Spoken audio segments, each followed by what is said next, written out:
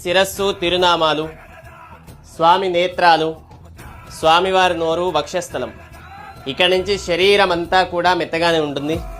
చూడండి అందరూ కూడా. ఇక్కడ స్వామికి అందరికీ పుష్పం కనపడుతుందా అందరికీ? ఇక్కడ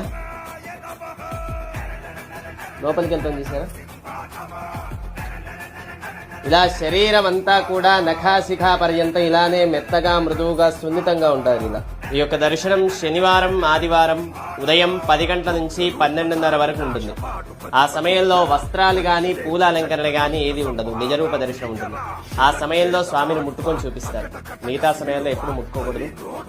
స్వామికి ఇటు శంఖం, ఇటు సుదర్శనం చక్రం, ఇది బారుగా గద, ఇటు పద్మం, శంఖు చక్రం గదా పద్మం చతుర్భుజాలతో పిలిచారు. స్వామికి నాభిలో దెబ్బ తగిలిన ప్రదేశం ఇది, చందనం పెట్టిన ప్రదేశం. అక్కడే చీము నెత్తురు తేమ తడిలా